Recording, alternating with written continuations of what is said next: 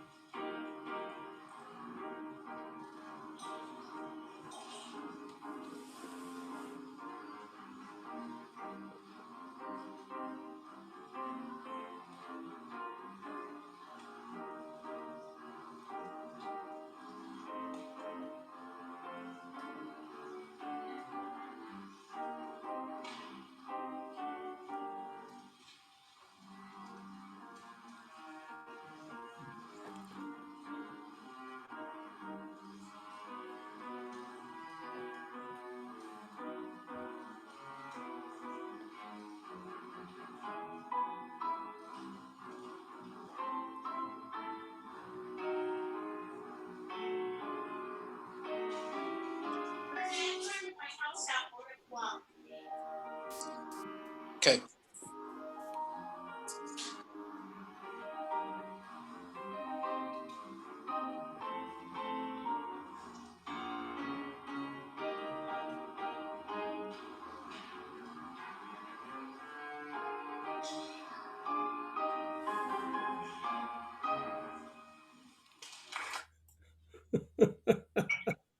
Well, thank you very much, Alan. That was so fun to see the perfect music, and then to hear that all of you talented bassists. What is the plural of those who play the bass? Just bassist. Just bassist. All right. Thank you very much, Alan. And so Carol Howell, I don't know that I've seen. Carol, are you here with a thought for the day? I did not see any Carol here with us. So, which will leave us more time to hear from our program speaker today, from our own Marc Roberts. All right. So introducing or thanking our meeting front line, our Zoom host is Jeff Youngsma once again. Tim Berry is our Spur reporter. Alan has always put together our AV. Kathy or Dawn, who's Kathy's going to be publishing the Spur this week. And I don't think David's with us, or David, are you with us? He would be monitoring our Zoom chat, or if not, be on your best behavior. So I do know that we have some visiting Rotarians today. Say hello to Jill Durig, who is the Assistant Governor for Area 4 and a member of the Rotary Club of Livermore Valley. Welcome, Jill. Hi, everyone. Always a pleasure. And then we have one of our former club members, but still a fellow Rotarian, Lori Souza, who's a member of also of the Rotary Club of Livermore Valley. Lori.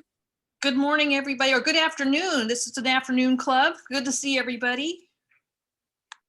Nice to see you. And do we have any other visiting Rotarians? I know that we had a few special guests. One, we have Mayor Bob Warner is with us today. Welcome, Mayor Warner. Hello. And then I did see Jean Otto earlier. Jean, are you still with us? Yes, hi, Carolyn. Hello, everybody. Hi, Jean. Nice to have you with us. And then Paul McCandless, did I see that you have a guest with you? Yes, today I have my wife, Jill Farrell, is my guest, and she also is recently been appointed to the Community Asset Management Committee. And so she was very interested in seeing Mark's talk today. All right. Well, thank you, Jill, for accepting that role for our city, and welcome, Jill. And do we have any other guests with us today? All right, I think we said that all, and I hope we didn't miss you all. Nice to have you with us. So another photo from my walk about the whole city. And this is just, I think you all know where this is, kind of an iconic scene in Livermore. And really what I want to highlight here, not only is this a wonderful background to Olivina, and as you know, Olivina is another fellow Rotarian, Charles Crowhair and his family, been here a long time, but to highly recommend that you travel along the paths that this leads to. We have wonderful parks and trails in this city. This particular path, if you go on it, will take you right by Sycamore Grove. And if you cross Royal Road, you'll be headed into Holtner Park. So make sure you check out all of the wonderful parks that we have within the city and in partnership with LARPD. So our lunch money in action. You'll recall when we had to all go meet via Zoom, my whole presidency, that we're not paying for lunch, that a number of our club members stepped up and have been donating to our lunch money fund. And now some of that money is being dispersed. So we just recently donated $9,300 to the Tri-Valley Nonprofit Fund. And that money is matched dollar from dollar to a very generous donation from Workday to the Tri-Valley Nonprofit Fund. And that brought up, Workday had a $30,000 match. Our $9,300 makes the community donations reach $30,000. So that triggers a $60,000 distribution to 6 local nonprofits. And that's the third of such 60,000 distributions to these nonprofit organizations. So in the past year, $180,000 has been distributed to 6 local nonprofits. And I'll show you next who those are. And so the beneficiaries of the Tri-Valley Nonprofit Fund are all the organizations that the city staff and Human Services Commission members for the cities of Livermore, Pleasanton, and Dublin recommended and acknowledged are really the organizations that are on the front line of serving our most vulnerable in our community, especially over the past year as during the pandemic. And those are organizations very familiar to you: Access Community Health, CityServe. Remember, I told you to remember that name. And so they're really working to provide services to the unhoused in our community.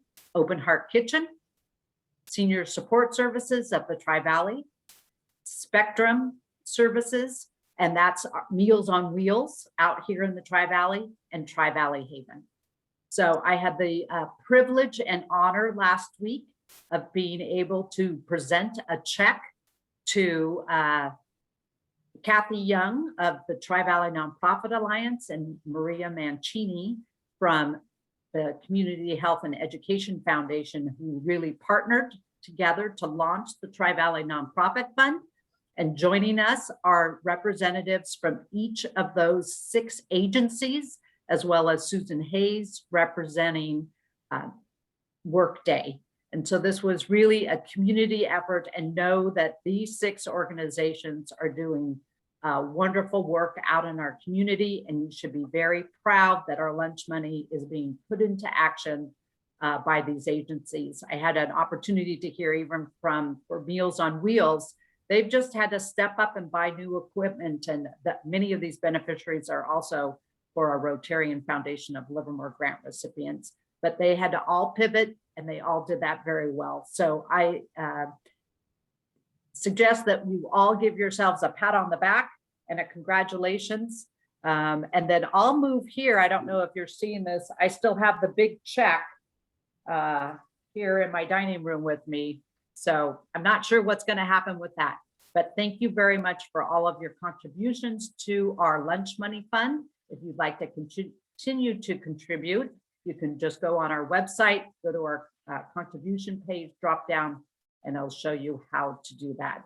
And you can also check out more about the Tri-Valley Nonprofit Fund. So Linda Tinney, let us know. You're here to tell us some more about the music scholarships and that recognition coming up on May 9th. That's able to happen also because of the generosity of our club members. Linda. Thanks, Carolyn. Did you say May 9? Isn't it May 5? Oh, it is May 5, and I do see that at May 5, but I probably said May 9th. Thank you for correcting that. The tallies are in. The Music Scholarship Committee has reviewed over 50 applicants, and the recipients will be announced in a couple of weeks. There were a lot of wonderful entries, and it's great that our Rotary Club is including this as an annual event. But as Beth mentioned last week, our donations in the past were good because of our meetings and the donations that we got at our lunches. But because we don't have those meetings, we don't have as many donations, and our funds are less this year. So the committee will always welcome donations to the scholarship fund if you'd like to. And be sure to attend May 5 because I'm pretty sure that Alan will be able to put together a couple of the performances and you'll be able to hear and see the kids for yourself. So thanks, Carolyn. All right, you're welcome. So lots of ways that important. Remember, you all have that bookmark, right? The Rotary Club of Livermore website. Maybe I'll ask Cat Quill is always good at putting websites in the chat, so maybe he'll do that for us so we can go directly there. Thank you, Linda.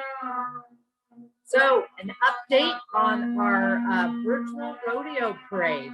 I think as you recall, we decided that we know we cannot do the rodeo parade again for a second year. So on the kind of really recommendation of Splendorio, the board of directors agreed that we should do a virtual rodeo parade so that we don't have this wonderful annual event go by a second year without acknowledging it. So what is a virtual rodeo parade? A virtual rodeo parade is we're inviting all of our past recipients to submit video clips, and then those will be compiled by the very talented team at Advanced Creative. And then on the second Saturday in June, excuse me, we will show that video clip, and that will be emceed by our own Jay Davis and another Rotarian to be named. We'll also have an opportunity to recognize our Grand Marshals, community service representatives from both this year and last year. So if you would like to participate and haven't been a recipient in the past or didn't receive the email from Paul, indicate so in the chat and we'll make sure that gets out to everybody. But there's also an opportunity to be a sponsor of our virtual parade. So we'll be getting that information out to all the club members as well. So I encourage you to join us for that. There is no fee to participate this year in our virtual rodeo parade. So if you know organizations that have participated in the past, please encourage them to submit an entry this year. All right, next week, our own Stu Gary will be giving us a presentation on social justice. So make sure to join us again next week.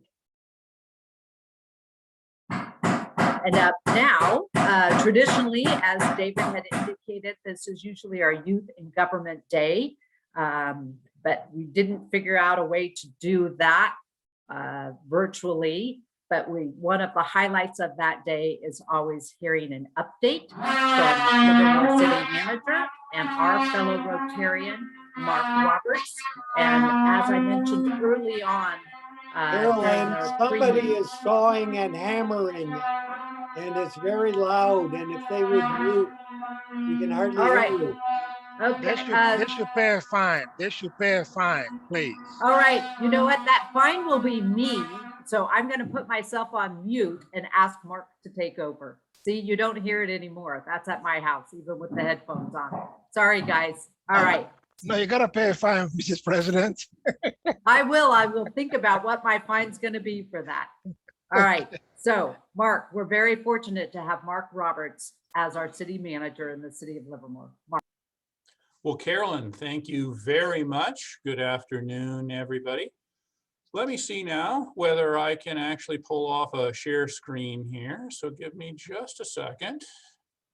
And let's see if I can pull this up.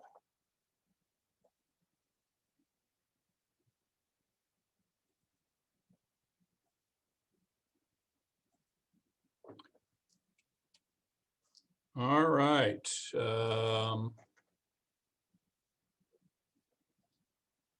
Does everybody see that page now? Thumbs up. We displaying? Great. Very good. All right. Well, thank you very much. It's been an incredibly busy year.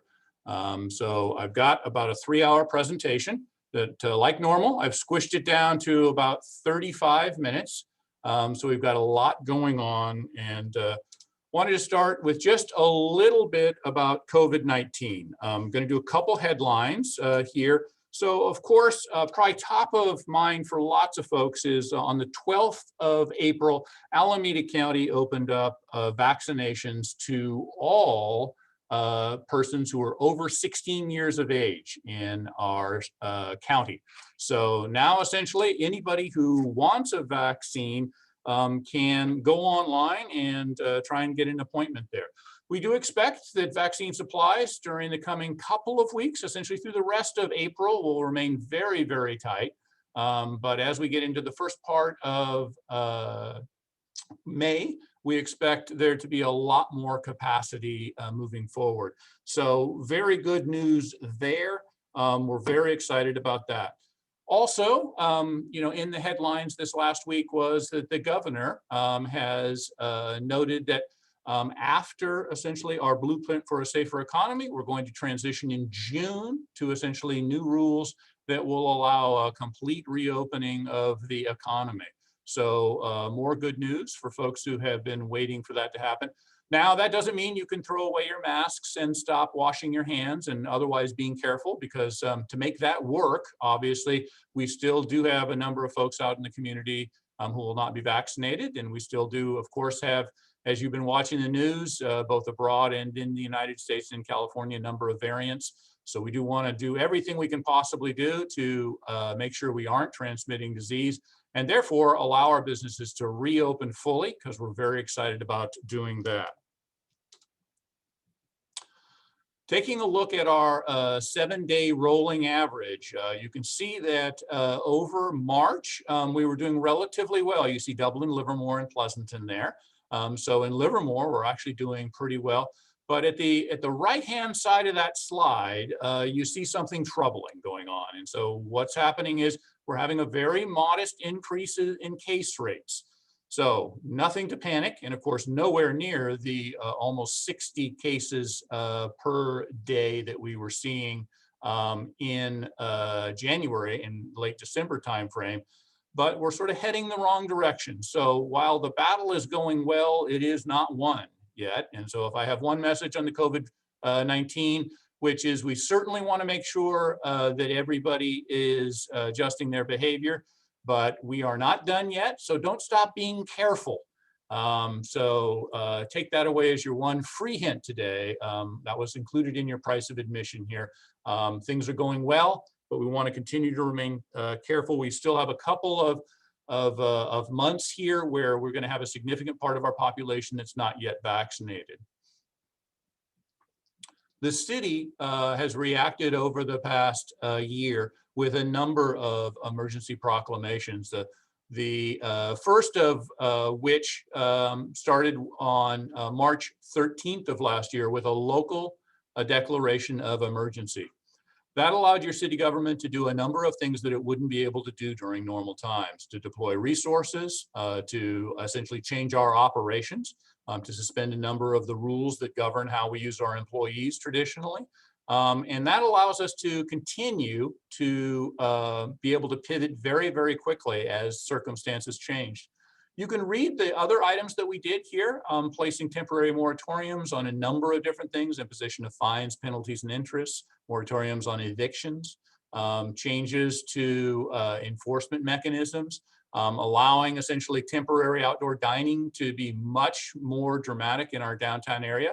You've of course seen in the downtown that our downtown dining areas are about 4 times what they would be in a traditional year, both taking up the parking area, landscape areas, and sidewalk areas, as we pivoted to try and make sure that our downtown restaurateurs were remained effective as we went through this 15-month period where their operations were severely limited inside. You can take a look at the range of orders that your local government was able to implement, and the number of adjustments that we made during the year as the economy was shut down, reopened, shut down again, as the rules for what you could do inside changed, as the rules for what you could do outside changed, and then changed again. We worked with our local business communities and our local residents to make sure that people, first of all, knew about the rules, and then we were able to take advantage to the greatest extent possible of all of the changes so that we could keep our business community alive during this period that's been very rough for some of them. City Council has approved more than $2 million from the general fund to assist businesses through the local COVID program, including a program in conjunction with Alameda County that used CARES Act funding that delivered over $1.3 million to small businesses in the form of assistance grants, more than $400,000 in commercial rent assistance, helping both tenants who were unable to pay their rent, but with a direct payment to landlords. So if a landlord was willing to forgive a period of rent, that would be matched by the city with a cash payment to that landlord, because of course, many of our landlords are small businesses as well. And so this program both helped some of our businesses dig out from the enormous amount of debt that they were going into as we went through this period with COVID, and also helped some of our landlords stay in business as well.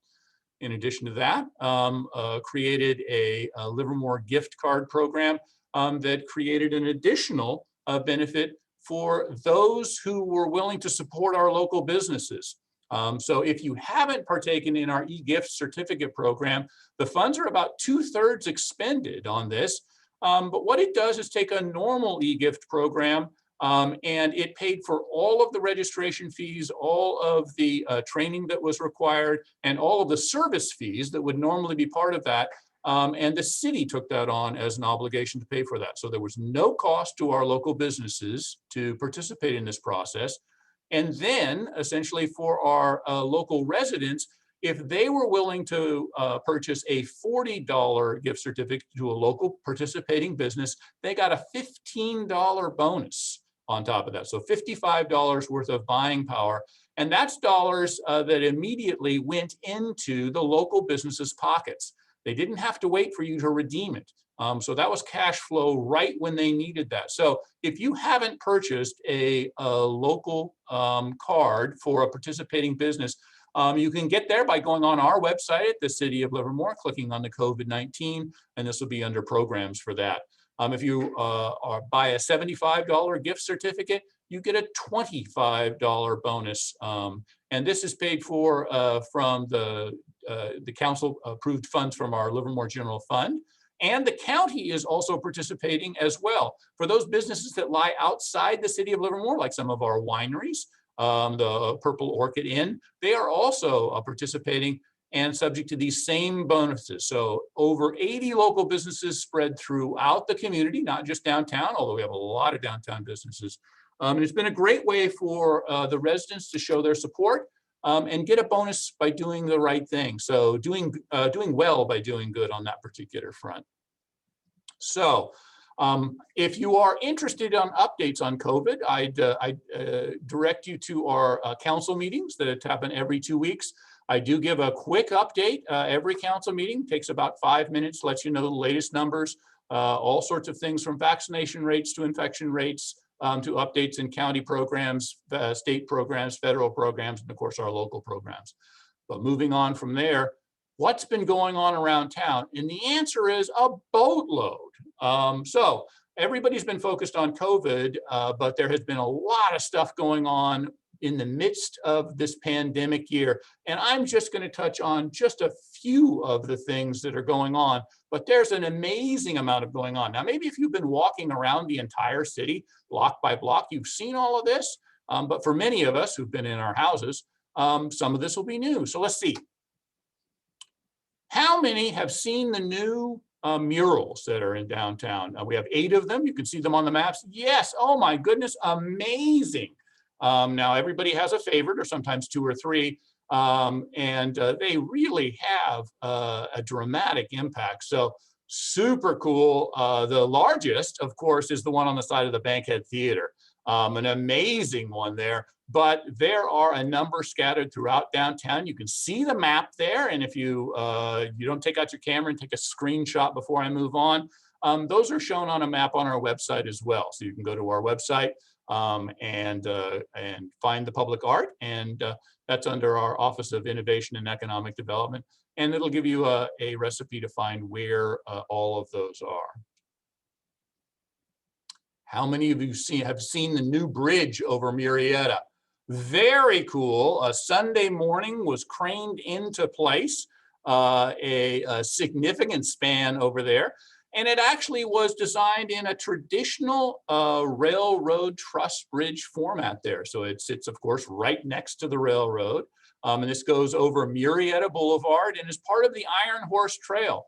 Iron Horse Trail, just exactly what you'd think. It is a trail that follows where the train tracks go. So it, of course, is planned to ultimately travel all the way through downtown, and pieces of that already exist. Of course, right near here, the senior housing project has a piece of that trail built. A little further down, essentially Station Square has a portion of the trail built, and we're slowly filling in the pieces in between.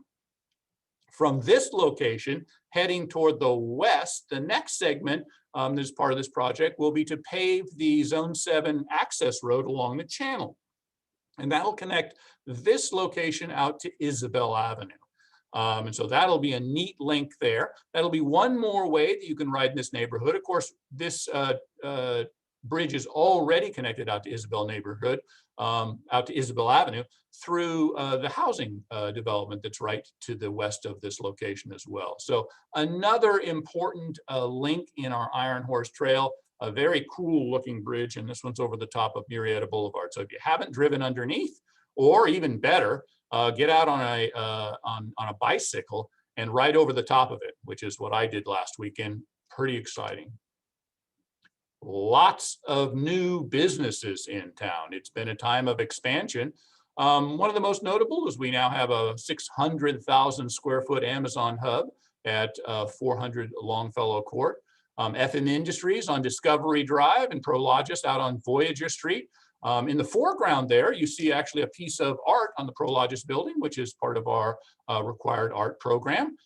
So a very cool, very big piece of sculpture out there. So if you haven't been out to Voyager Street, wander on by and take a look at that. Now, we have focused quite a bit on the businesses who are struggling and had difficulties, and we've even had a few businesses closed. But if I told you that more businesses have opened during the last year than have closed during the last year, would you be surprised? I bet some people would be. But it's been an amazing year for new businesses. So indeed, we have had more business openings than closings, not to minimize the difficulty that a lot of our businesses have been going through, but Livermore continues to be an extremely attractive place to do business, and folks are noticing. So of course, not the best time if you happen to be in the I'm a hotel kind of business. So boy, you know, if you were trying to pick the perfect time to open a visitor serving use, this would not be it. But at least a few of these, essentially, the Residence Inn and Homeland Suites have pivoted a little bit and have helped us house some of our homeless in a Project Room Key that is sponsored by the county and with dollars from the state. In addition, as those programs draw to an end, those buildings will essentially convert back to their primary purpose, which is to serve visitors both during the week for our businesses and of course on the weekends to visit our wonderful areas out here. Jaffa Mediterranea, wow, I said that really wrong. Mediterranea. That's a hard one for me to say, I'm not sure why. But at North Livermore and Portola, the shopping center there, in Fohoa, at the Outlets Drive are a couple of new businesses. Downtown, Wing and Bakery, First Street Nutrition, and Ace Hardware opening in just a little while on First Street, where we lost the Orchard Supply. So if you have been yearning for a hardware store of about that size, Ace will be opening in just a few weeks. So we're very excited about that.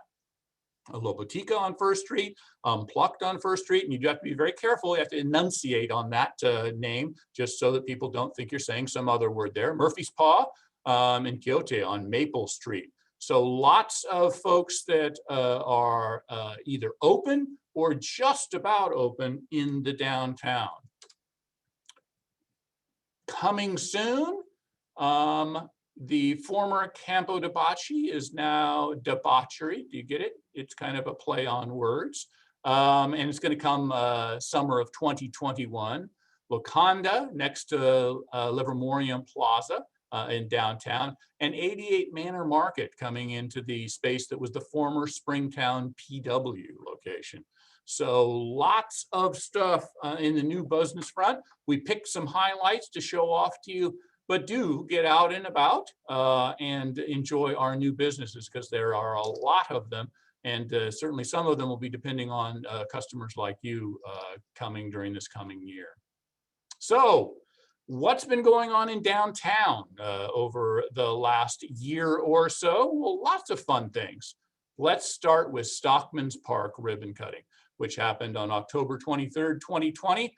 A socially distanced ribbon cutting. You can see the council, they are all properly masked and 6 feet apart in front of the gorgeous new open space. I hope you've all had a chance to go downtown and actually be in the Stockman's Park space.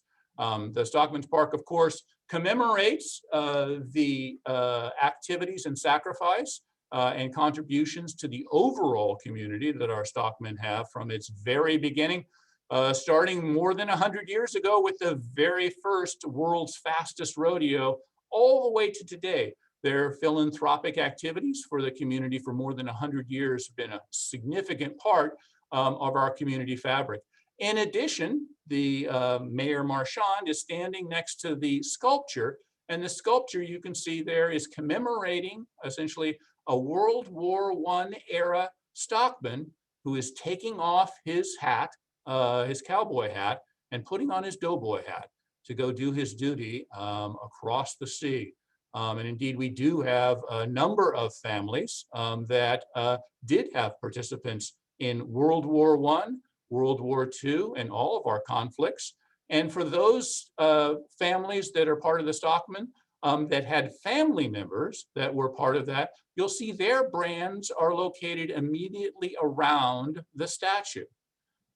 Brands from families from throughout the Livermore area are then also located around the grass area. So we're working at this point on a QR code-based system that will allow you to scan the brand and then learn something about the holder of the brand of that. So that's a coming soon, but right now you can go out there and walk around the park and see all of the brands that are stamped into the concrete, both around the grass area of the park and around the sculpture.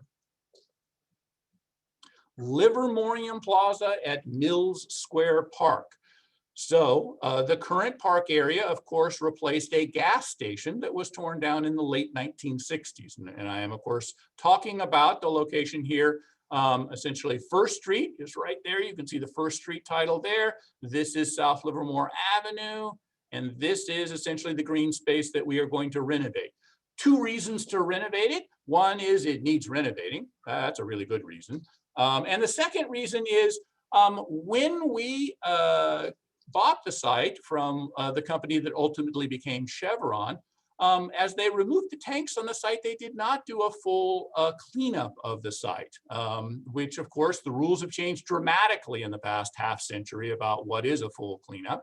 And so Chevron has agreed to help us with the soil remediation for the contaminants that remain below surface in the area. So we do need to dig up the entire site, dig down several feet, remove those contaminants, put the dirt back, and then we're going to create Livermorium Plaza on top of that.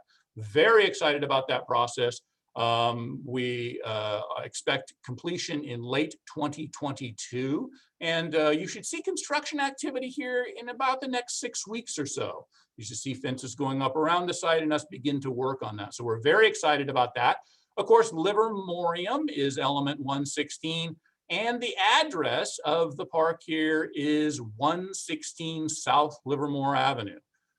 So an interesting coincidence there. But this will be a great spot that has some hardscape in the center here, a lawn area. It's going to be an interactive and educational item here, laying out both a representation of the actual element as well as some information on how it was created, who helped create it.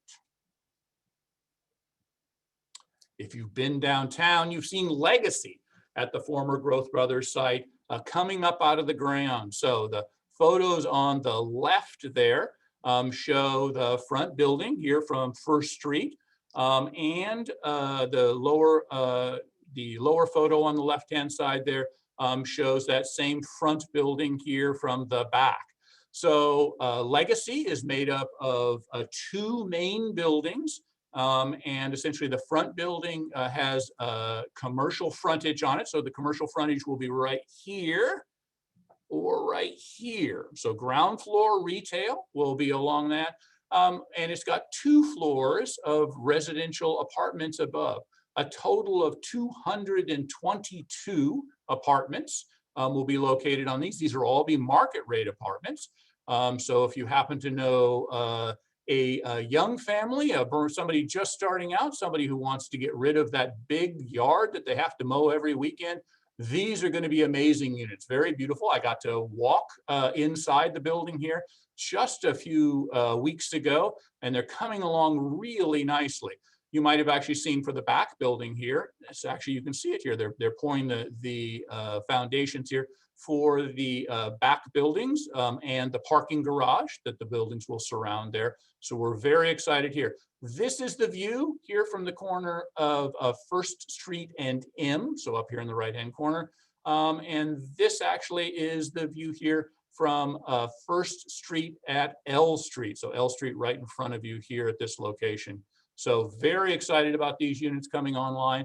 Another very cool thing that's going to happen with this project is the streetscape here for this block between L and M will be renovated and redone. And this is the last piece of the streetscape that was not completed when we did the original streetscape downtown. So this is the last of the core. And so you'll see the diagonal parking, the special paving, the wider sidewalks, all of that will be built with this project with Legacy, both this side of the street and across the street. So very excited about that. We're going to start tearing up the street, something fierce here in about a month and a half. So if you want to drive on First Street, this old 4-lane part of it, you need to get that in quickly because we're going to tear that up and that part will become 2-lane and match the rest of downtown. Very, very excited about the Growth Brothers project Legacy. Next steps are happening on our downtown project here. So up here, just off the edge, I just noticed on my view graph here, we have broken ground on the I Street garage expansion. So 275 new spaces right immediately adjacent to your existing parking garage. And those we have started construction on, and we will complete the construction of that in about 12 months. So by next April or so, you'll have more parking spaces in there. Also, we're going to enhance the entry and exit to that, make it a little easier to get in and out. So lots of cool things happening over there on I Street. Down here in the lower part of the diagram here, you see the L Street parking structure. That one is entering final design, and we will be breaking ground on that about a year from now. So about the time I Street comes online, L Street will go under construction, and that's an additional 550 spaces that's going to be located in that spot. So we're very excited about those items. Stockman's Park, we talked about a little earlier, and so of course that is complete. We do have a DDA with Mike Madden for the retail portions of this project, and not surprisingly, they've been delayed a little bit. So while we're doing our part as the city to move the project forward with Veterans Way, this street located right here, construction, oops, let's go back a step here. With Veterans Way at this location here is complete, and the park is complete. The retail is coming over the next couple of years. Of course, our cultural nonprofit partners here with the Science and Society Center and the Black Box Theater, we are in contract as the city with those two nonprofit providers, and we continue to move those projects forward. Again, you know, there has been an impact from the pandemic on both of our nonprofit partners, but both are still very excited and very much moving forward. Our hotel, again, it's not been the best time for folks who are building hotels. So the timing on that's been pushed back just a little bit, but our hotelier remains super excited about coming to Livermore. So we expect to have this project come back through the process for its entitlement as soon as late this year, with construction starting as soon as late next year. So again, the pandemic really did for our for-profit partners and our nonprofit partners, push them back about a year as we move through the process, but we're very excited about moving that forward. Also, you'll see here, essentially the Eden Housing Project in this location here, getting ready to take its next steps. So this is the project that was originally envisioned with the overall outlay of downtown, includes 130 affordable houses. What you see here is a couple of viewpoints of that. This is essentially a standing from Stockman's Park looking through the center of the development in this location. You see here in the distance, that's Legacy.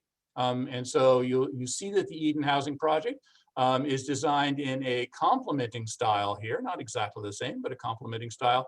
It includes the open space here and essentially the open space in this location. Kind of flipping back here. The open space was reworked to include this area here. So it actually now peeks out onto Veterans Way and is actually the location of where we will have the play area. And that's located in this area here. This particular view of it is the view from Railroad Avenue. So from the north side of the project here. And this is the view of the project from Veterans Way.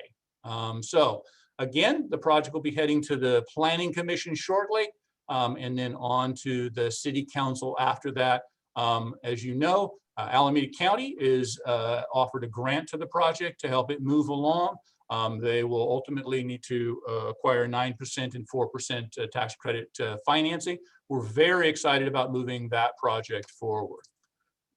Here is a list of essentially the types of jobs that can qualify. Because when we say an affordable project, what do we mean? Well, we mean for a one-person household, that's somebody making up to $55,000 a year almost. For a four-person household, that's somebody making $78,000. As it continues to be, you have to be really quite rich to be poor in the Tri-Valley and in Livermore. I know that my daughter actually would qualify for one of these. She works full-time. She has a college degree. She works for a nonprofit and of course does not make $55,000 a year. But you can sort of see the range of people who do meet that, from people who work in our police department to people who work in our school districts, including starting teachers, and people who work in healthcare, and a whole lot of folks who work in service, retail, and other sectors would absolutely be able to fit into and qualify for one of these units. Now, what happens if I make $100,000 a year or more? Do we have something for you? And the answer is absolutely. you can get almost all of the same benefits out of this by moving just across the street into the Legacy project, which is all market rate. So if you happen to be a brand new physicist or a family that's bringing home $250,000 a year, you can live right across the street from this. Not quite as good as this, but still very, very nice. So we're very excited about the range of housing opportunities that we're going to have in downtown. Now, what's going on throughout the community? We've got lots going on. Shifting up to essentially the area on Chestnut. You know, we have 2 projects up there, a senior project and an affordable project. The senior project, of course, is complete and completely occupied. The family affordable project just wrapped up. So again, some projects here are available for those who have limited income, and some are made for those who are market rate. Chestnut Square, our senior housing, is one of those that is set aside for our low-income seniors. The townhomes, of course, are market rate. So if you want to live in the same area and you want to own a townhome, those are essentially there. You can see up above in a rendering, and you see the actual project there down below. So very excited about this project. This, of course, replaces the old Chestnut Shopping Center that was torn down about a decade ago. Auburn Grove out on First Street, 100 townhomes, and these are wrapping up construction there. You see these gorgeous units here laid out with their 2-story component adjacent to First Street. You see bike improvements here right in the foreground of that lower picture there, and a range of townhome projects here. One of the things, of course, as you all know, that Livermore has always prided itself in being family friendly. For those of us who moved here in the 50s or 60s, or maybe even 70s and early 80s, that meant as a new family that we could move into a single family detached home with the salaries we were earning at that time. Now for new families, most of those new families need to be in an attached unit. So we continue to build projects that meet the needs of our new families who are joining us either through any or many of our business, our 2 national laboratories. Continue recruiting is at the top of their list, and a place to live here locally is something that they're very appreciative when we're able to bring those sorts of products home. Avante, a very cool project right across the street from the shopping center that has the Safeway in it, now near the freeway, is 44 units for persons with developmental disabilities. Gorgeous project that wraps around that historic building that's on the site there. You can see the aerial photo taking a look at that. But it's going to be a series of buildings, a pool on site, a wonderful place for those who are able to live on their own with developmental disabilities. This supports folks who have jobs as well as those who do not with developmental disabilities. But a number of our local employers do employ those with developmental disabilities. So this is a great place in a central location right on a bus line. Vineyard Housing and Services site, another fantastic project. And this one's just a little bit further back. So it's in our building permit review process. And this one actually has some opportunities for us as Rotarians to participate in this process. It's a very complex project that includes a whole bunch of services that are delivered on site. Case management, housing resource, basic needs services for the homeless. And we're going to have some opportunities for us to participate in this as Rotarians to help fund some of the fittings and fixtures necessary for the commercial kitchen and for some of the other amenities on site.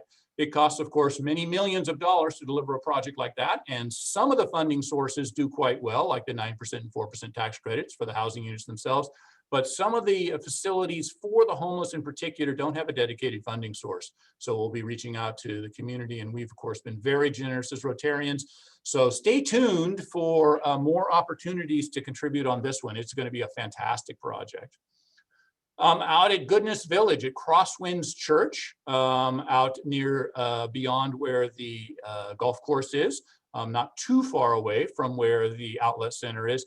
Crosswinds Church is partnering with Alameda County and the city of Livermore to deliver 28 tiny home units for individuals who are currently experiencing homelessness, including a full suite of wraparound services. So not just a place to live that is safe and secure, but a series of services to help people actually fully reintegrate back into the housing market and into the job market. So we're very, very excited to partner with Crosswinds Church. Now, wanted to spend just a couple minutes here noting, how does the community as a whole think we are doing at delivering services? Every 2 years, we go out to the community and ask them a standard suite of about 100 questions on how we are doing as a local government. These are the dots. If you got a dot there, we talked to you. Actually, the National Community Survey talked to you about how we're doing. You can see those are spread throughout the community here. We had a really great response rate of about 17%. Margin of error was plus or minus 3%. Now, we have taken this same survey, or a version of it, since 2004. And if you do want to see all the results from all the surveys, they're on our website, and some very cool things in here. But I just want to highlight a few. So you see on the blue, the left-hand side, we've got 2004, just to tell you where we started on some of these things. And then the last 3 surveys, 16, 18, and 20. So this is the percent of folks who rate us excellent or good as far as quality of life in Livermore, a place to live in Livermore, and a place to raise children in Livermore. Now think about that. That's, for example, on the last one, 92% of our residents think we do an excellent or good job at creating a place to raise children. And that's a phenomenal number. If we think about any other sort of numbers, like how many people think the fill in the blank state government is doing a good or excellent job, or the federal government is doing a good or excellent job at any of these categories, I'd be surprised if the numbers were as high. So we're very, very proud of this. This is just a tiny little snapshot. There are dozens and dozens and dozens of items which are measured, everything from how safe people think they feel in our downtown and in our neighborhoods, and it's really quite good, to how we're doing at open space, how we do at providing services, all of those sorts of things. I'd encourage you to go on our website, take a look at our survey highlights, and just type in the search word survey or National Citizen Survey on our website. You'll be able to find that information. As a comparison to our national benchmarks, because communities all across the country take these same exact questions, and their residents rate their community on how much they love them. So our downtown knocks it out of the park.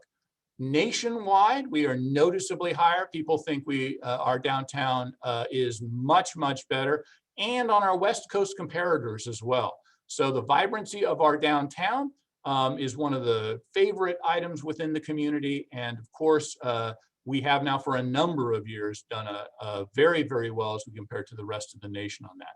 Ranked higher, significantly so, or notably so, or statistically so, that's the word I was looking for. You can see a whole number of things that we do better than our competitor cities across the nation and across the West Coast here. And there are a number of things, however, that we don't do as well as communities throughout the United States. And none of these should really surprise us much, especially having to do with the cost of living and availability and affordability of housing, and our ability to connect and engage with the community. This one took a hit during this last year in particular, as we all survived the pandemic there. So something that we're working on here to make sure that people re-engage as we emerge from the pandemic. Now, every 2 years, we go out and ask the community sort of the things that are on their mind and how we're doing delivering various services. And that's one of the inputs that leads the council to ultimately help them adopt their new goals. The goal setting workshop happened on March 1st, and the council adopted the goals you see there: asset management and stormwater, our general plan update, completion of our downtown, affordable housing and homelessness, and modernization, which is an internally focused goal to help us essentially modernize our systems so that we deliver our services in the most effective and efficient way. The idea is investing in those things help us serve our overall residents more effectively with the most up-to-date services and ability to carry out our services efficiently and effectively. Looking forward, so we've talked now a little bit about what's happened in the past year. One of the ways that I want to encourage everybody to keep an eye on is our general plan update. For those of us who work in city government or have a land use background, this is exciting, and it should be exciting for all of us, because this is the time when we as a community get to together help determine what do we want the future to look like. Of course, our current general plan was adopted in early 2004 and is nearing the end of its lifespan. Normally, a general plan lasts about 20 years. And so by the time our new general plan is adopted in 2023, our existing general plan will be almost exactly 20 years at that point. Of course, the major accomplishments of our last general plan update was the adoption of our urban growth boundaries, the focus on our downtown revitalization, the focus on essentially our bike and pedestrian enhancements throughout the community, the further preservation of open space on the far side of those urban growth boundaries. So an incredibly successful general plan. And it also helped us through the transition of moving from greenfield development to more infield development. Of course, the world's changed quite a bit in the past 2 decades. If you think about, what's facing us now as challenges moving forward, how do we address those challenges moving forward? And then what do we do and what do we want the community to become in the next 20 years? On March 29th, the council took a big step forward in hiring the team who's going to help us with the general plan update. That's PlaceWorks. They've worked with us a number of different times on different projects. We had several very talented teams interview for the job. PlaceWorks got the job, and we look forward to taking the next couple of years in helping to design what's going to come during the next 2 decades.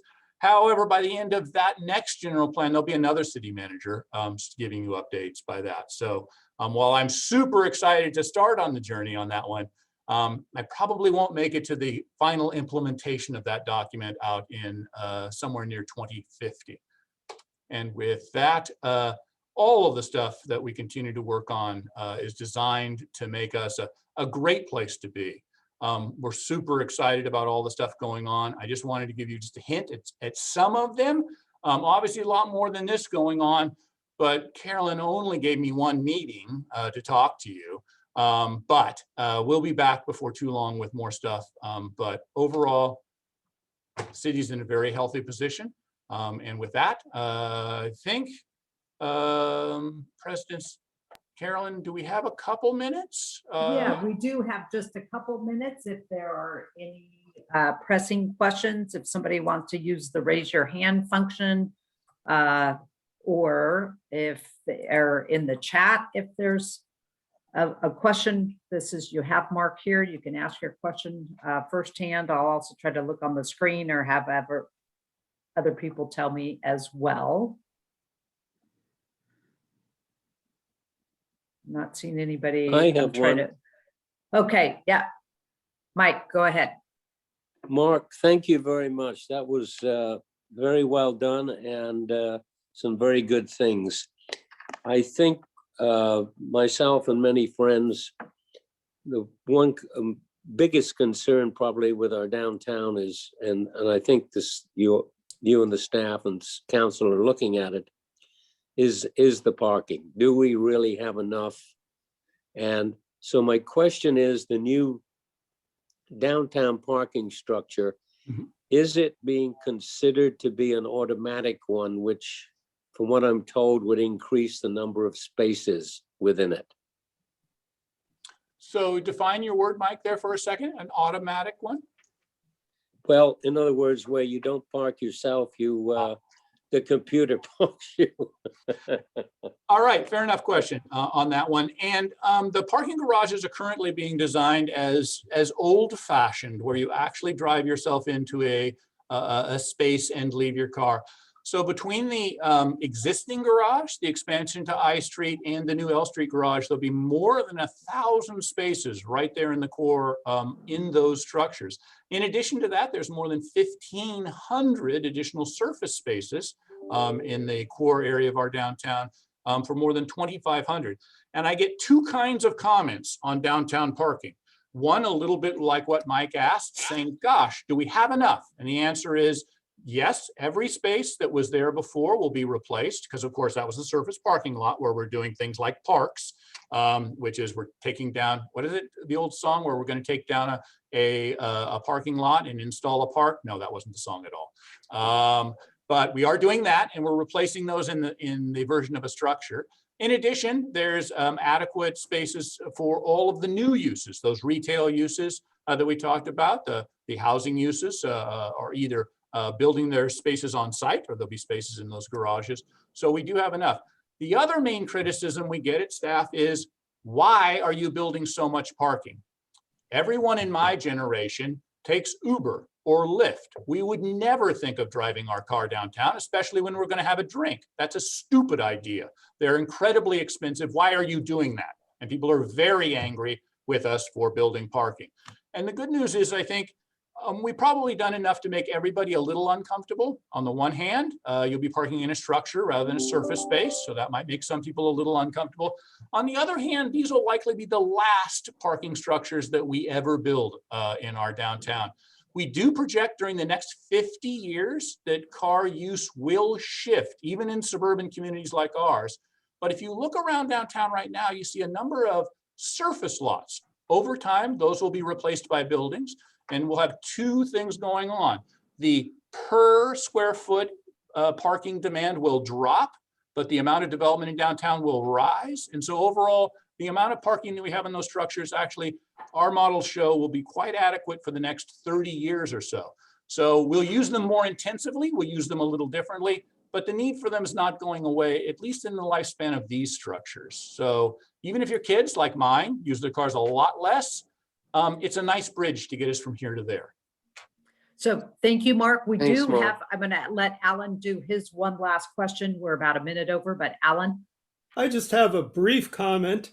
Our Stockman's history goes a lot further back than you mentioned. Our town is named after probably the first stockman here in the valley, Robert Livermore, and that's closer to 180 years ago. That is true. In fact, of course, you know, and I could give a whole presentation on just Robert Livermore and what a bright fellow he was, including Higuera, his wife. So that's another interesting presentation. So absolutely, Alan. Didn't mean to sort of note that our stockmen just appeared out of thin air in 1918.